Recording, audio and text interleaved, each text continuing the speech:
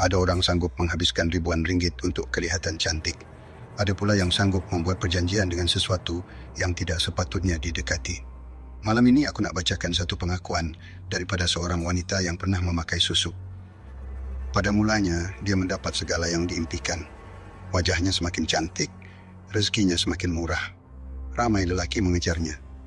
Tetapi dia tidak sedar. Setiap perkara yang diperoleh itu sebenarnya sedang dituntut semula satu demi satu.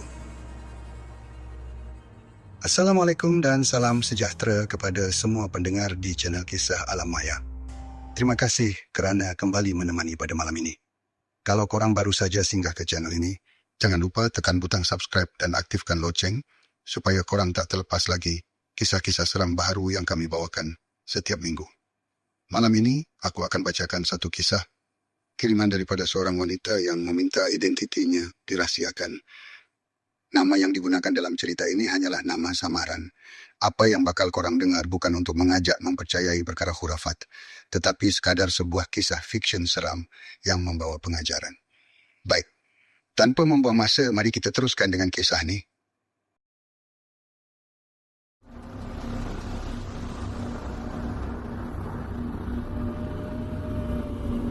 Dalam dunia yang kita pijak ini, ada ruang-ruang yang tidak terlihat oleh mata. Antara nyata dan gaib. Inilah kisah alam maya.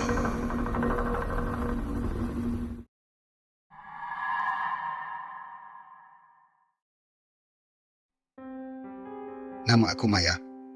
Kalau korang melihat aku hari ini, mungkin korang tak akan nampak apa-apa yang pelik.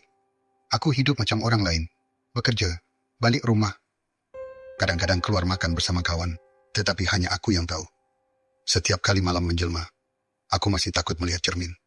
Sebab setiap kali aku memandang wajah sendiri, aku akan teringat malam yang menghancurkan seluruh hidup aku. 10 tahun lalu, aku hanyalah seorang juru jual di sebuah butik pakaian di Kuala Lumpur. Aku bukan perempuan yang cantik. Aku juga bukan perempuan yang hodoh. Aku cuma biasa. Namun dunia hari ini selalu memandang rupa terlebih dahulu.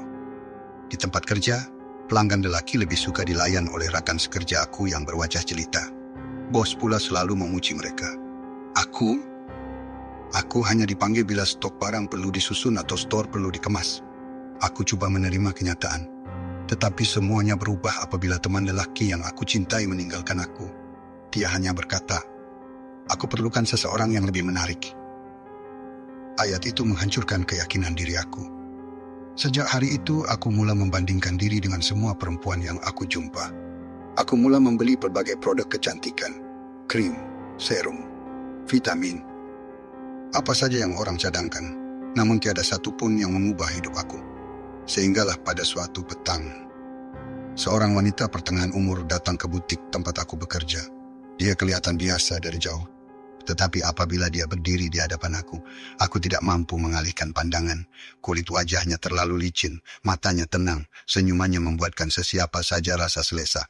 Sebelum dia keluar dari butik, dia menyelipkan sekeping kad ke dalam tangan aku. Kalau awak benar-benar nak berubah, datang jumpa saya. Aku melihat nama yang tertera, Mak Sutimah. Malam itu aku tidak dapat tidur. Entah kenapa wajah wanita itu sentiasa bermain di fikiran. Seminggu kemudian, aku akhirnya pergi.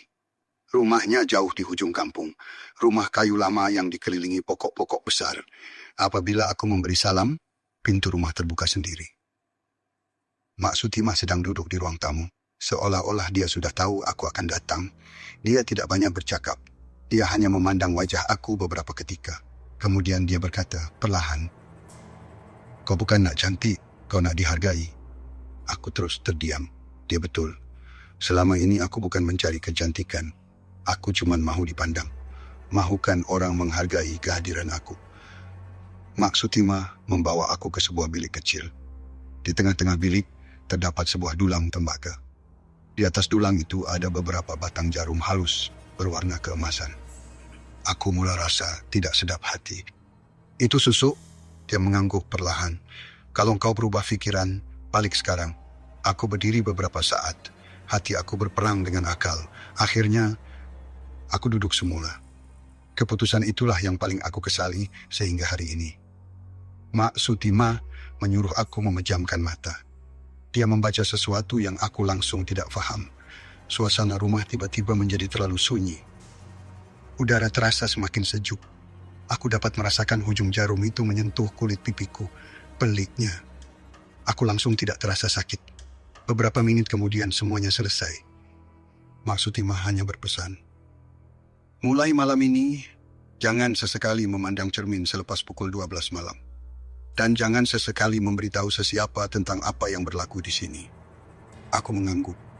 Kemudian aku pulang. Pada mulanya, tiada apa yang berubah. Tetapi selepas seminggu, rakan-rakan pejabat mula bertanya, "Maya, kau pakai produk apa sekarang? Wajah kau nampak lain." Aku sendiri terkejut apabila melihat cermin. Kulit aku semakin bersih. Jerawat yang selama ini susah hilang lenyap begitu saja. Beberapa bulan kemudian, aku mula menjadi perhatian. Ramai pelanggan mahu dilayan oleh aku. Jualan aku menjadi yang tertinggi. Bos menaikkan gaji. Bekas teman lelaki aku tiba-tiba menghubungi semula. Dia mahu kembali. Namun ketika itu, aku sudah berubah. Aku mula ketagih dengan perhatian manusia. Setiap kali orang memuji wajah aku rasa puas. Aku rasa seperti akhirnya dunia menerima kewujudan aku. Tetapi kebahagiaan itu tidak bertahan lama. Semuanya bermula pada satu malam. Aku terjaga tepat jam 12 lebih.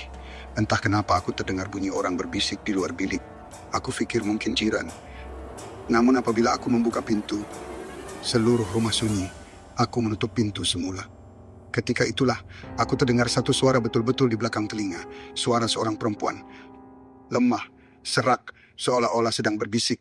"Jangan pandang cermin." Aku berpusing, tiada sesiapa. Dadaku mula berdegup laju. Aku coba tidur semula. Tetapi suara itu semakin jelas, semakin hampir. Seolah-olah orang yang bercakap sedang berdiri di belakang kepala aku. Malam demi malam, gangguan itu semakin teruk. Aku mula terdengar bunyi orang berjalan di dalam rumah. Pintu bilik terbuka sendiri. Lampu terpadam tanpa sebab. Namun setiap kali azan subuh berkumandang, semuanya hilang. Aku coba menghubungi Mak Sutimah, tetapi nomornya sudah tidak aktif. Aku pergi semula ke rumahnya. Rumah itu kosong. Seorang penduduk kampung memberitahu, rumah itu sudah lama ditinggalkan. Menurut mereka, pemilik rumah telah meninggal dunia bertahun-tahun dahulu. Aku terus kaku. Kalau begitu, siapa wanita yang memasang susu pada wajah aku dahulu?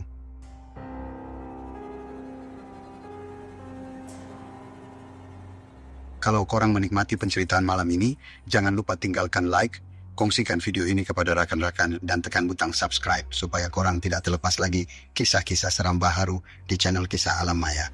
Nantikan sambungan part 2 untuk cerita seterusnya. Terima kasih kerana menemani hingga ke penghujung. Assalamualaikum dan selamat malam.